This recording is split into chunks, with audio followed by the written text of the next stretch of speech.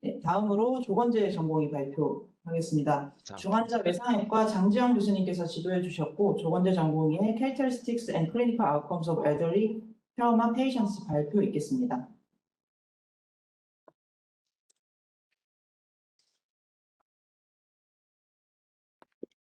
안녕하세요. 저는 세브란스 외과 2년차 조권지입니다.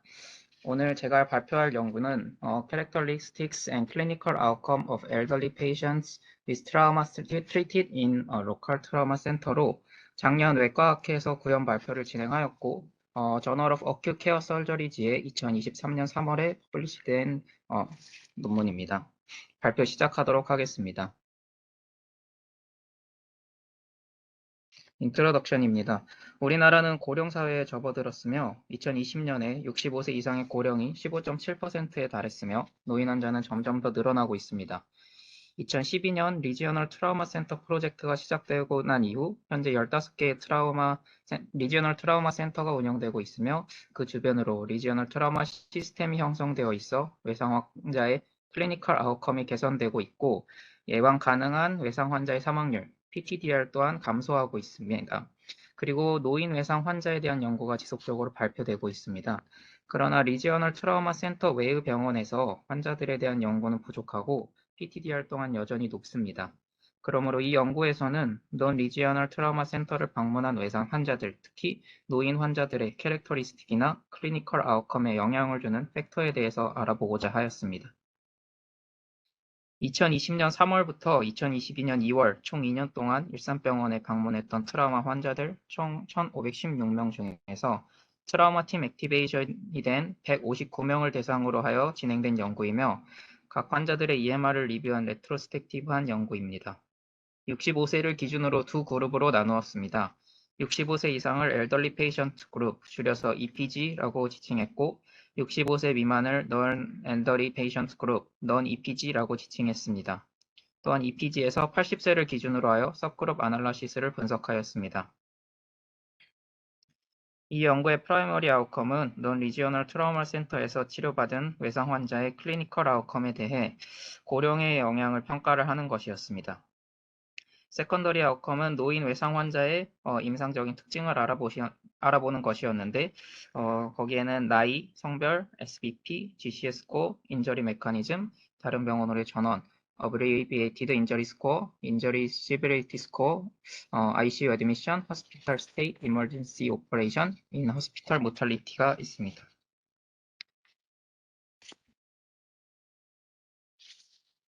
트라우마 팀 액티베이션 크라이테리아 및 트라우마 시스템에 대해서 간단하게 설명드리겠습니다.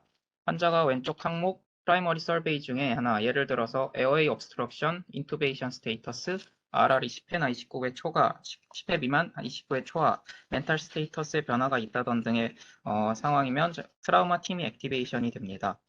또한 세컨더리 서베이에서 골반 골절이나 관통상, 6m 이상의 낙상, 30km 이상의 자전거 또는 오토바이 사고 등 심한 교통사고에 해당하면 트라우마 팀 액티베이션이 되면서 오른쪽 피력과에 문자가 가게 됩니다. 응급의학과가 초기 매니지먼트 및 패스트를 시행하고 트라우마 서전이 30분 이내에 매니지를 시행하며 해당 과를 어레인지를 하고 해당 과들은 필요한 이머전시 이미징, 서저리, 레디오졸지컬 인터벤션을 신속히 시행해야 하며 환자의 중증도에 따라 중환자실 또는 일반 병실로 입원하게 됩니다. 본 연구에서 사용된 통계 방법들은 다음과 같습니다. 카테고리컬 베리어블에 대해서는 카이스케어, 피셔 익색 테스트, 컨티뉴어스 베리어블에 대해서는 스튜던트 테스트, 매니 위tin U 테스트 방법을 사용하였고 모탈리티와 연관된 리스크 팩터들은 로지스틱 리그레션 아날리시스를 통해 분석하였습니다. 리절트입니다. 159명 중에서 EPG에 해당하는 사람은 41명, 넌 EPG에 해당하는 사람은 118명이었으며 평균 나이는 각각 75.5세, 38.2세였으며 남성이 차지하는 비율은 넌 EPG에서 더 유의하게 높았습니다. 두 그룹에서 인저리 메커니즘은 다음과 같이 유의미한 차이가 있었습니다. EPG에서는 페데스트리안 TA가 가장 많았으며 슬립다운, 모터사이클 TA, 바이시클 TA 순서로 많았습니다. 반면 넌 EPG에서는 모터사이클 TA, car TA, 폴다운 인저리 순서였습니다. 다른 유의미한 차이로는 인저리 시비리티 스코어, 시비어 트라우마의 비율, ICU 애드미션, 이머전시 OP, 모탈리티가 있었습니다. EPG에서 평균 ISS가 18점으로 12점인 넌 EPG에 비해 더 높았으며 시비어 트라우마는 48% 대 31%, ICU 애드미션은 56% 대 36%, 이머전시 OP는 29% 대 14%, 모털리티는 17%대 4%로 EPG에서도 높은 것을 알 수 있었습니다. EPG에서는 대부분 트라우마 서저리과 입원하였으며 그 다음으로는 NS, 퇴원, 그 다음 퇴원 혹은 전원 순서였습니다. 넌 EPG에서는 또한 트라우마 서저리에 가장 많이 입원하였으며 그 다음에 퇴원 혹은 전원 순서 그리고 EM 순서로 입원을 하게 되었습니다. 이에 SBP나 GCS 스코어 등에서는 유의미한 차이가 나타나지 않았습니다. 다음으로 사망의 위험 인자를 확인하기 위하여 서바이벌과 넌 서바이벌 두 그룹으로 나누어 분석하였습니다. 모탈리티의 영향은 조정 팩터 중 엘더리 그룹, SBP, GCS가 유의미한 차이가 있었으며 또한 ISS, 시비어 트라우마, AIS에 따른 손상 부위 중 체스트 인저리에서 유의미한 차이가 나타냈습니다. ICU 애드미션과 이머전시에서는 OP에서는 유의미한 차이가 없었습니다. 사망 관련 인자를 알아내기 위해 테이블 2에서 유의성이 확인된 인자들에 대해 로지스틱 리그레션 아날리시스를 이용하여 멀티베리에이트 아날리시스를 시행하였습니다. 65세 이상의 고령, 체스트 쪽 손상이 심할수록 모탈리티가 증가했으며 초기 GCS가 높을수록 서바이벌 프로버빌리티가 증가했습니다. SBP와 ISS 관련해서는 유의미한 결과를 얻지 못했습니다. EPG에서 80세를 기준으로 하여 서브그룹 아날리시스를 시행한 테이블입니다. 두 그룹에서 대부분의 캐릭터리스틱은 비슷했으나 유일하게 모탈리티만 80세 이상의 서브그룹에서 더 높게 나타났습니다. 이전 EPG와 넌 EPG에서 차이를 보였던 인저리 메커니즘, ISS, 시비얼 트라우마, ICU 애드미션, 이머전시 OP에서는 유의미한 차이가 나타나지 않았습니다. 디스커션입니다. 엘더리 페이션트 그룹에서 인저리 메커니즘을 보면 페데스트리안 TA, 슬리핑이 다른 기전들보다 빈도가 높은 것을 알 수 있었고 또한 인저리 시비리티 스코어가 높으며 중환자실에 입시를 더 많이 했고 응급수술을 더 자주 진행했음을 알 수 있었습니다. 이는 노인에서 피지올로지컬 리설브가 떨어져 있고 컴플리케이티드 언더라인 디지즈가 더 많아 작은 외부 충격에도 더 많은 데미지가 발생하기 때문일 것으로 생각됩니다. 올드에이지는 그 자체로 사망의 위험이 약 21배나 높은 모탈리티의 리스크 팩터이며 80세 이상에서는 사망률이 더 높게 나타났습니다. 나이가 많을수록 트라우마에 대한 환자의 톨러런스가 떨어진다는 것을 알 수 있었습니다. 또한 이전 연구들과 비슷하게 이번 연구에서도 GCS와 체스트 인저리는 단독으로 모탈리티의 리스크 팩터임을 알 수 있었습니다. 최근 트라우마 모탈리티 리뷰 및 여러 연구들에 따르면 프리벤터블 트라우마 데스 레이트 인 PTDR은 감소하고 있으며 리지어널 트라우마 센터에서의 시비얼 트라우마 환자의 클리니컬 아웃컴은 향상되고 있다고 합니다. 그러나 프리벤터블 트라우마 데스가 발생하는 대부분인 86.7%는 허스피털 스테이지에서 나타나고 있고 그중 대부분은 리지어널 트라우마 센터가 아닌 병원에서 발생하고 있습니다. 따라서 넌 리지어널 트라우마 센터의 트리트먼트 프로세스가 향상된다면 트라우마 환자의 전반적인 클리니컬 아웃컴이 향상될 것입니다. 그 방법에는 외상과 관련된 프리벤터블 데스 레이트에 대한 파넬 디스커션, 트라우마 컨퍼런스, 퀄리티 임프루먼트 액티비티 등이 있을 수 있겠습니다. 리미테이션입니다. 먼저 싱글 센터 스터디로 이루어진 연구이다 보니 연구에 포함된 환자의 숫자가 작았고 레트로스펙티브한 연구이다 보니 셀렉션 바이어스가 있을 수 있습니다. 그럼에도 본 연구는 엔더리 페이션트의 특성과 트라우마 시스템이 갖춰진 로컬 트라우마 하스피털의 경험을 보여주는 드문 국내 연구라고 할 수 있겠습니다. 결론적으로 노인 외상 환자는 젊은 환자들에 비해 다른 손상 기전을 가지며 다른 인자들을 보정하였을 때 고령 자체가 외상 환자의 사망과 관련된 가장 강력한 위험 인자임을 알 수 있었습니다. 따라서 엘더리 트라우마 페이션트 그룹을 진료할 때 좀 더 주의를 가지고 보아야 하겠습니다. 또한 추후에는 멀티센터 프로스펙티브 스터디가 필요할 것으로 생각됩니다. 발표 이상으로 마치겠습니다. 코멘트 부탁드리겠습니다. 네, 이번 조건제 전공의 발표에 대해 질문 있으실까요? 그러면 제가 두 번째 전공의께 질문 드리겠습니다. 유의한 인자 중에 하나가 체스트 인절이라고 일반적으로 나타났는데 혹시 좀 더 모탈리티를 높이는 이유가 있는지 설명해 주실 수 있나요?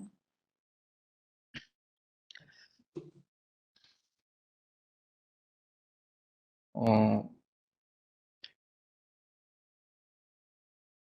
아무래도 일산병원에서는 CS 전반적으로 CS 서전이 좀 부족한 경향도 있고 특히 일산병원에서는 전공의도 없기 때문에 그 부분이 조금 더 높게 나타나지 않았을까 싶습니다.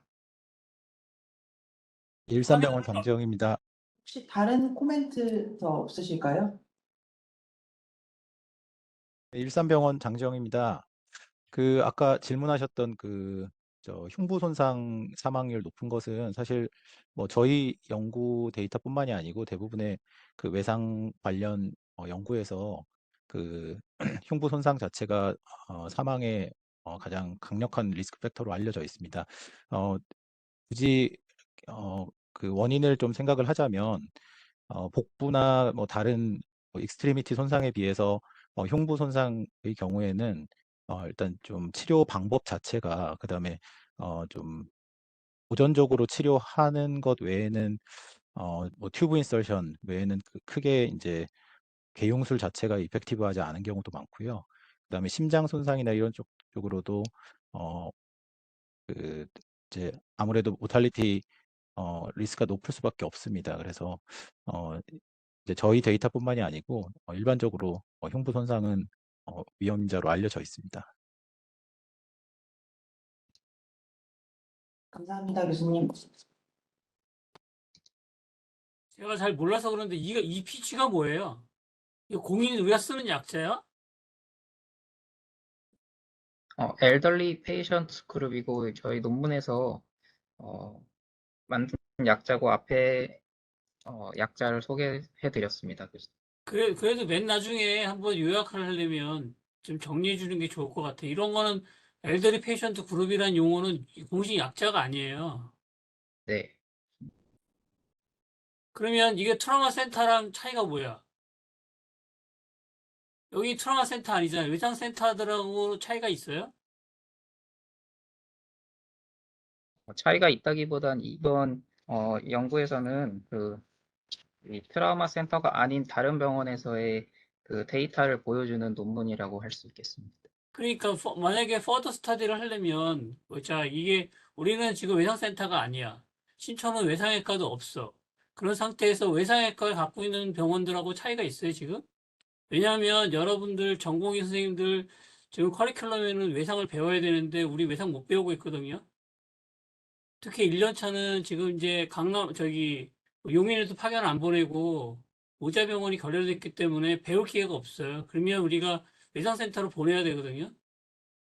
그러면 조금 현실적으로 우리가 한번 다른 데랑 비교해서 보여주면 참 좋았을 것 같은 생각이 좀 들어서 그래요. 장지영 선생님 혹시 외상센터랑은 좀 다른가요?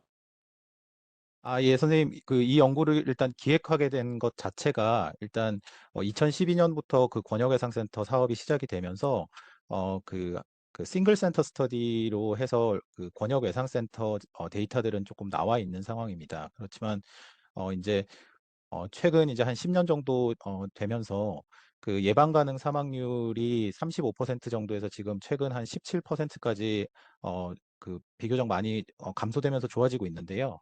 그 이제 이쪽 필드에서는 이제 로컬 트라우마 센터의 필요성에 대해서도 지금 좀 계속 이야기가 나오고 있는 상태고요. 그다음에 이제 제가 일산병원으로 가서 이제 좀 그 외상 시스템을 좀 세팅을 하면서 느낀 점이 일단 그 노인 환자분들의 비중 자체가 높고 그다음에 노인 환자들의 인저리 메커니즘 자체가 그렇지 않은 환자들에 비해서 좀 상대적으로 높은 것을 좀 생각을 하고 이 연구를 기획하게 되었습니다. 그 추후에 말씀하신 대로 그 권역 외상센터들과 좀 자료 공유를 해서 저희 권역의 그 의정부 성모병원이나 아니면 뭐 아주대병원 등과 데이터를 좀 공유를 해서 분석을 해보면 더 좋은 결과가 있을 것 같습니다. 그러면 하나 이제 여쭤볼게요. 지난번에 대구에서 그 폴링다운 여학생 그 트랜스퍼 보낸 1차 병원, 2차 병원에 있는 응급의학과 전공의가 그저께 기소됐거든요. 예, 알고 있습니다. 기소됐다는 거는 이제 곧 구속으로 가겠죠, 뭐. 그러면 우리 전공의 선생님들은 지금 응급의학과에 연락 왔을 때 어떤 역할을 하고 있나요, 거기서? 왜냐면 우리 전공의가 보고 딴 데로 트랜스퍼를 해라 그랬을 때 이거 법적으로 문제가 되면 우리 전공의 선생은 또 기소될 수 있거든요. 경찰에 끌려가가지고 또 이상한 얘기도 듣고 스트레스도 엄청나게 받을 것 같은데 거기에 대해서 장지영 선생님 어떻게 우리가 지금 왜냐면 신촌은 우리 외상이 오면 외과는 인발브먼트 안 하기로 했거든요. 네, 그래서 알고 그럼 있습니다. 어떻게 조정을 해야 되는지 조금 의견 주실 수 있으신가요? 예, 일단 대구 상황은 전반적으로 그 트라우마 시스템의 좀 가장 취약한 부분이 노출된 사건이라고 생각이 되고요.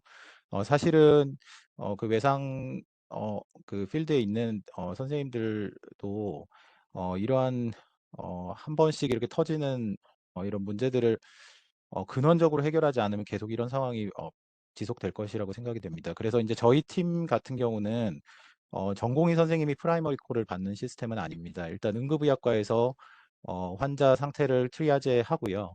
어, 트라우마 팀 액티베이션 그 인디케이션이 되는 환자 같으면 이제 저희 외상 중환자 외과 스텝에게 바로 연락을 하는 시스템으로 되어 있습니다. 그래서 일단 저희가 보고 바로 나가야 되는 상황이 되면 일단 365일 일단 지금 나가는 시스템으로 하고 있고요. 그리고 저희 권역에 이제 의정부성모병원이 권역 외상센터고 그다음에 경기 남부 쪽으로는 아주대병원인데요. 그쪽으로 이송 시스템 등을 좀 활발하게 저희가 좀 사전에 조율을 해놓은 상태고 그다음에 그쪽 그 한 라인과도 지금 연계가 되어 있기 때문에 저희가 필요한 경우에는 바로 환자분들을 좀 보내드릴 수 있는 시스템으로 구축을 하고 있습니다. 일단 전공의 시스템만으로는 외상 시스템을 운영하는 것은 힘들기 때문에 이제 저희 병원 같은 경우는 최종적으로는 전문의 한 5명, 6명 정도로 돌아가는 외상 팀으로 전문의 시스템으로 돌아가는 시스템을 좀 구축하려고 좀 노력하고 있습니다. 그럼 결국은 전공의 선생님들의 역할이 없다는 얘기인가요? 아닙니다. 없지는 않고요. 이제 같이 이제 교육적인 측면에서 같이 수술을 들어가거나 아니면은 뭐 디시전을 할 때는 같이 진행을 하지만 특히 정규 시간 같은 데는 저희 파트 전공이나 아니면 당직 그 응급실 보고 있는 전공의들과 컨택을 하면서 진행을 하고 있습니다. 그렇지만 이제 어떤 디시전이라든지 전문의 선생한테 연락이 가기 전까지가 특히 중요한 경우가 많기 때문에 초기부터 전문의가 인볼브 하자는 취지지 전공의들을 배제하자는 취지는 아닙니다. 예, 잘 알겠습니다. 감사합니다.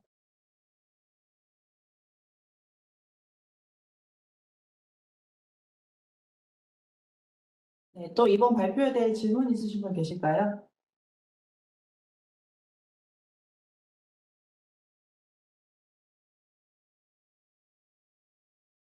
네, 질문 없으시면은 채팅창에 조건재 전공의 발표에 대한 피드백 링크가 올라와 있습니다. 퇴실 전에 많은 참여 부탁드리고 이것으로 6월 23일 월요일 서지컬 세미나 마치겠습니다. 감사합니다.